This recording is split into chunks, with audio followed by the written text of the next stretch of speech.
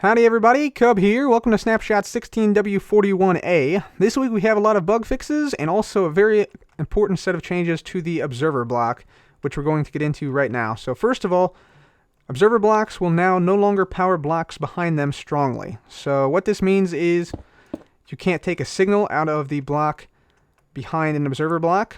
And just to show you that this is in fact being powered when I do this, but you can't, take a signal out of it, I'll go ahead and replace this with a lamp, and you'll see that just the first lamp gets powered whenever the observer observes something, instead of two lamps as it was before. So that's a pretty important change and kind of limits what you can do with the observer blocks. Also, the observer block chains with the one block gap in between them now no longer work.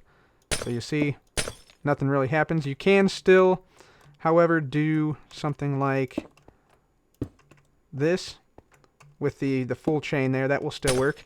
But again, it only powers the one block and not the other block, because observers no longer power blocks strongly. So that's one change. Also, the observer block now no longer outputs a signal strength of 1, but instead outputs a signal strength of 15.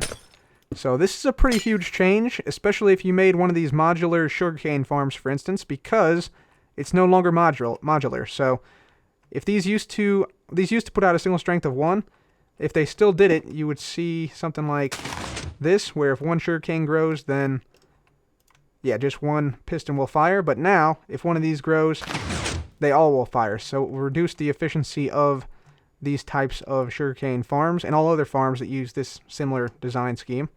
Finally, the signal strength length of the observer block whenever it activates has changed. So before, the redstone activation from the observer block was a single game tick, and that's now been lengthened to a single redstone tick. So you no longer get the behavior we saw before, where sticky pistons would leave blocks in the air. Instead, as you can see here, pushes them up and pulls them back down. Also new this week, we have new damage bar colors for your tools. So you see here it goes from green to sort of the yellowish green to yellow. And then instead of going to like a brown, it goes to more of an orange now, before going to the red when your durability is super low. There's also now a different sound when equipping the elytra. And also in regards to the observer block, you will now place the observer block so that the back end, the end that does not observe, will be facing you instead of the other way around.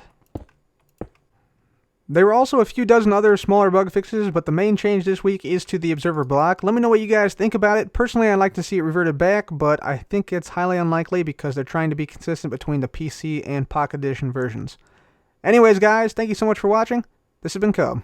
Goodbye.